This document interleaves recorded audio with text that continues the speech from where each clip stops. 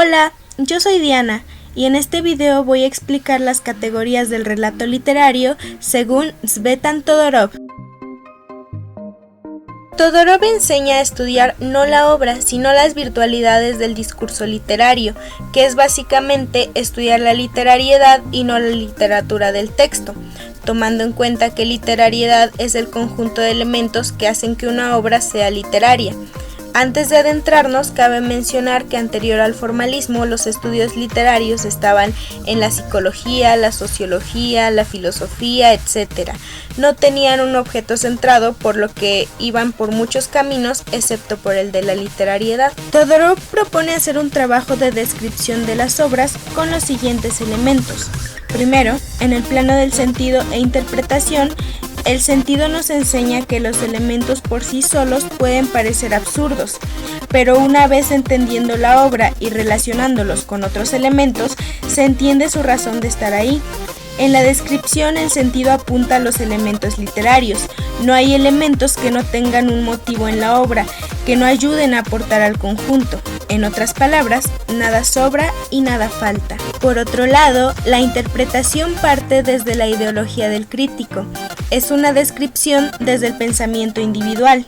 El sentido y la interpretación se contraponen porque mientras el sentido trata de ver las relaciones del texto, la interpretación es personal y parte de la personalidad, preferencias y épocas del lector. Ahora, en el plano de historia y discurso, es importante tener en cuenta que no existe una historia real. Las historias son contadas desde el punto de vista de quien las cuenta, y en este proceso de descripción existen dos niveles de historia. El primero es el de la lógica de las acciones y el segundo es el de los personajes y sus relaciones. La lógica de las acciones es cómo se construyen las acciones y cuál es la lógica de lo que se nos cuenta. Este nivel es heredado por la poética y se subdivide entre las repeticiones y el modelo triádico. En el primero vamos a encontrar repeticiones en forma de paralelismos. Aquí los hilos de la intriga conciernen a grandes unidades del relato que forman paralelismos entre las acciones que se van pareciendo y que están ligadas. Esto se refleja en los textos donde todas las partes de la obra parecen ir al mismo final.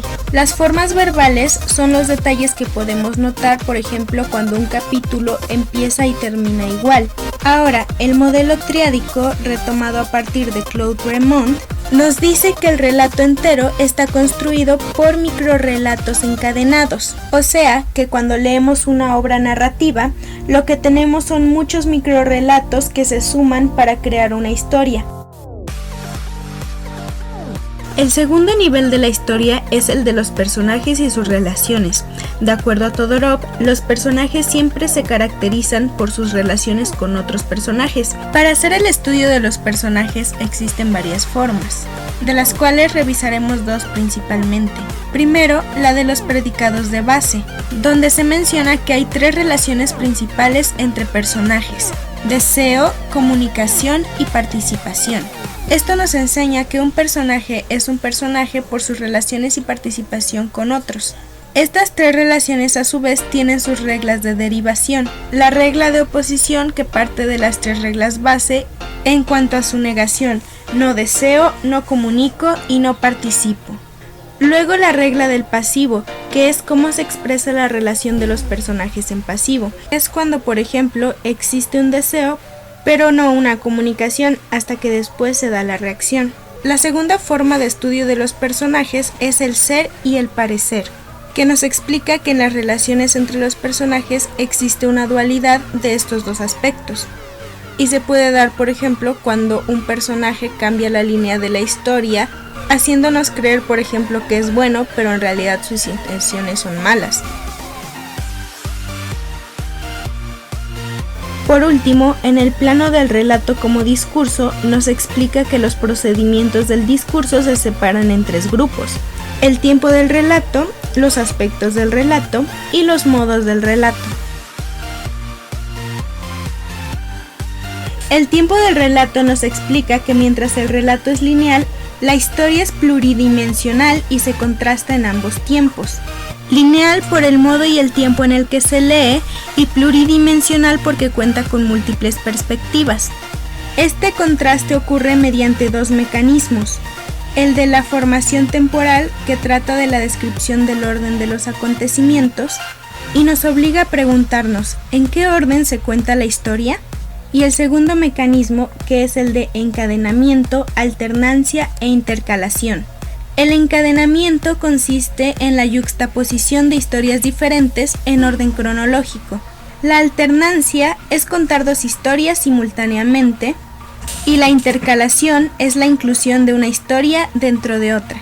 Es importante diferenciar el tiempo de la escritura y el tiempo de la lectura, reconociéndolos como tiempo de enunciación y tiempo de percepción.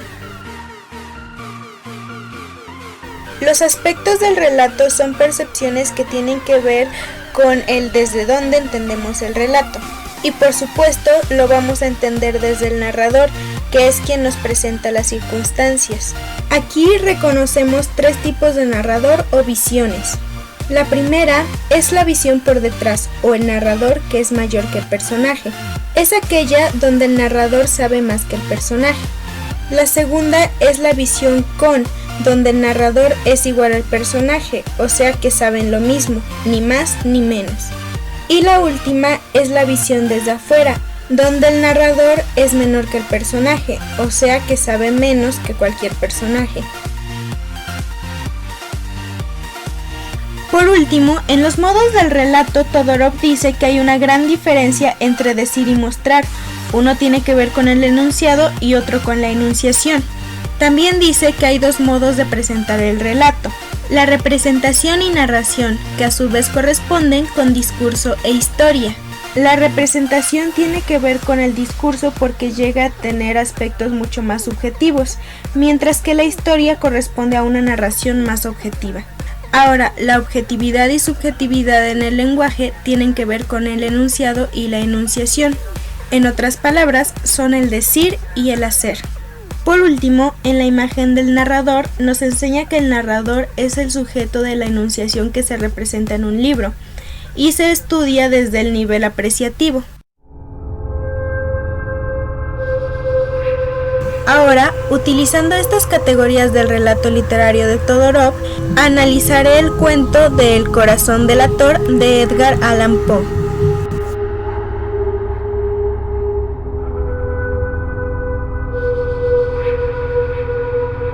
Primero, en el plano de sentido e interpretación, el sentido de esta obra va encaminado hacia el inevitable asesinato del viejo, no sin antes el narrador explicarnos el por qué lo quería asesinar, y que en sí su odio no iba encaminado hacia el hombre, sino hacia su ojo.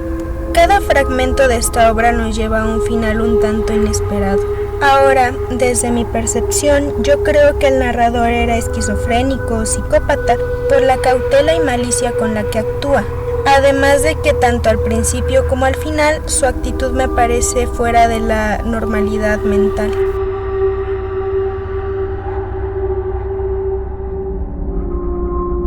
Ahora, en historia y discurso, en el nivel de la lógica de las acciones, antes de confesar su crimen, el narrador nos explica el por qué planea el asesinato del viejo, cuál era el detonante de su desprecio y desde su perspectiva podemos adentrarnos en sus pensamientos, sentir la misma euforia y desesperación a medida que avanza la lectura.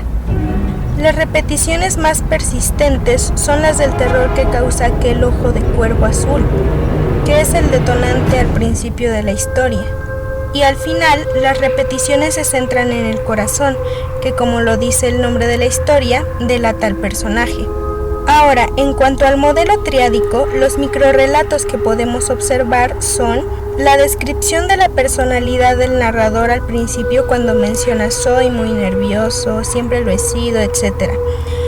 Luego, el recuento de cómo se germina la idea del asesinato, el odio mortal hacia el ojo del viejo, las noches en que el depredador espía a su víctima con cautela, la última noche en la que despierta el temor del viejo, el asesinato y desmembramiento del cuerpo, la hazaña que comete al borrar sus evidencias, la visita de los policías y por último, la traición del corazón de la víctima al latir tan ruidoso a los oídos de su asesino.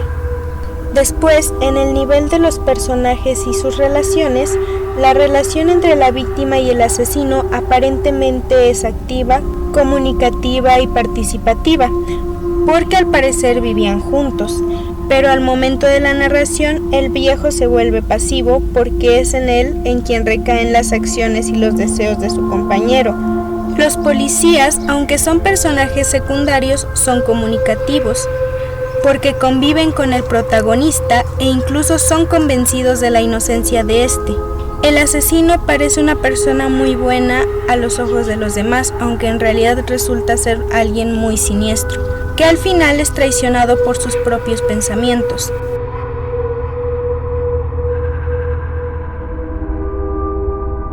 En el relato como discurso, esta historia resulta ser lineal, pero contada en pretérito. Lo que se nos está contando es algo que ya pasó y que posiblemente el narrador está escribiendo desde su celda para revivir la excitación, terror o euforia de aquel momento. En el aspecto de tiempo se nota la existencia de una alternancia, porque se puede dividir el relato en dos partes, que son contadas de manera cronológica. Primero, cuando el ojo provoca el asesinato, y después cuando el corazón provoca la desesperación y confesión del asesino. En conclusión, una historia iría encaminada hacia el ojo y la otra al corazón. En cuanto al aspecto, es una visión porque como se nos cuenta desde la perspectiva del personaje, solo sabemos lo que él piensa, lo que él ve y lo que él siente. No podemos saber, por ejemplo, el terror del viejo al sentirse acechado o su asombro al ver quién era su depredador. Y por último, en los modos, puede tomarse como una historia narrativa porque no solo se nos enumeran los acontecimientos, sino que también nos explica el protagonista lo que está pensando y sintiendo al momento de llevar a cabo cada acción.